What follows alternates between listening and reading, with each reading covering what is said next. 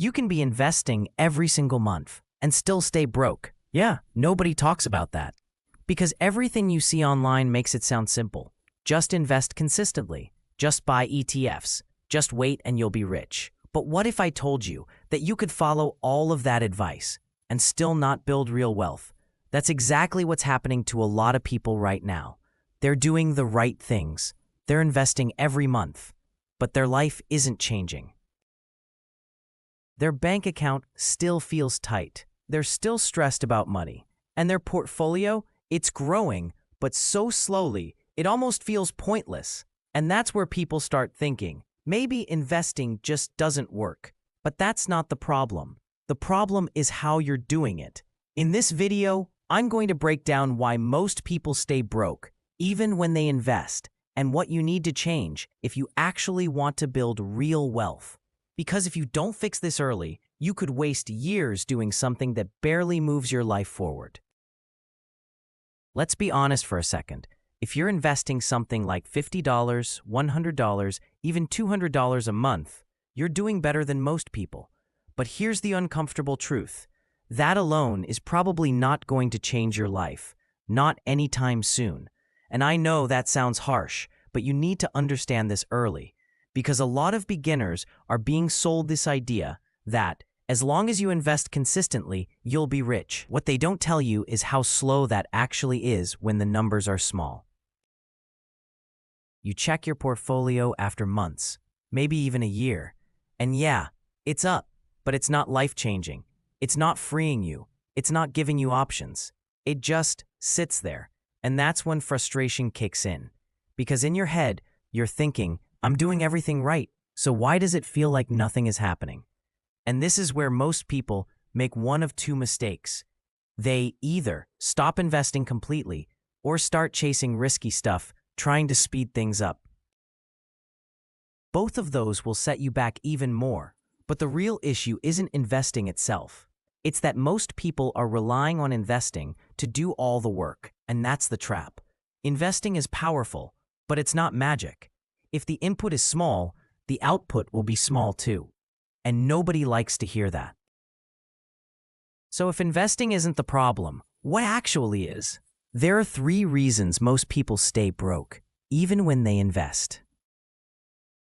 Think about it like this. If your portfolio grows 8% in a year, but you only have $1,000 invested, that's $80.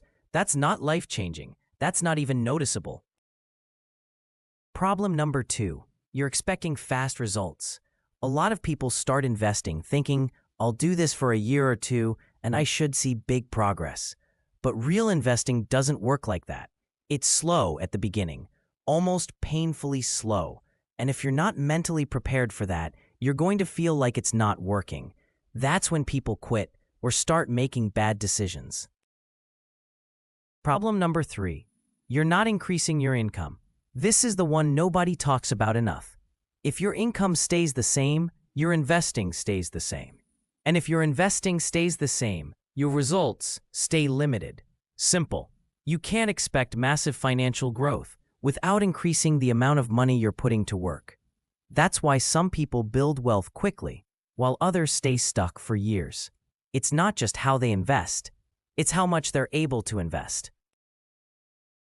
And when you combine these 3 things, low investment amounts, unrealistic expectations, and no income growth, you end up in a situation where you're doing everything right, but your life doesn't really change.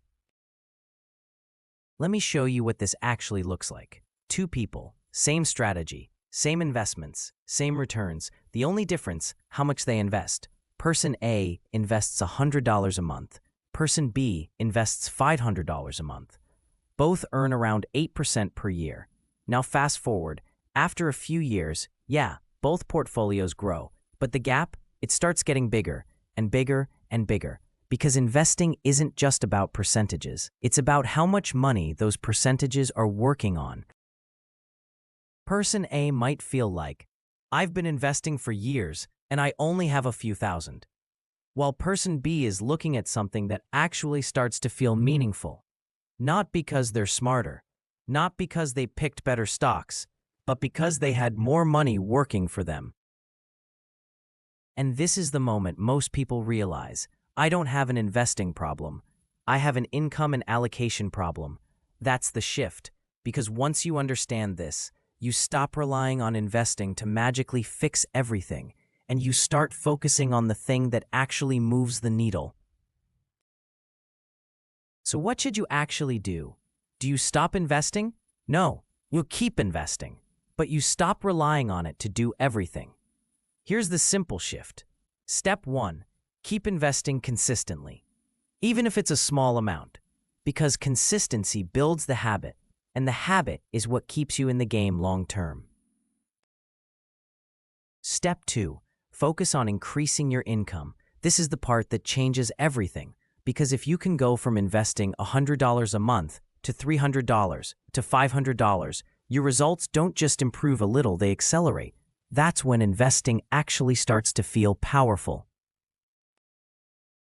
Step 3. Increase your investments over time. Every time your income goes up, your investments should go up too.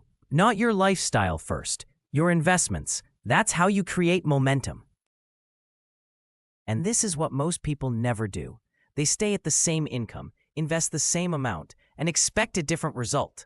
But the people who actually build wealth, they treat investing like a multiplier, not the source. The source is how much money they can consistently put in. If you fix that, everything else becomes easier. So if you've been investing, but it feels like nothing is changing, now you know why. It's not that investing doesn't work. It's that you need to combine it with the right strategy. Start simple, keep investing, but more importantly, focus on increasing the amount you're putting to work. Because that's the difference between someone who invests for years and stays stuck, and someone who actually builds wealth.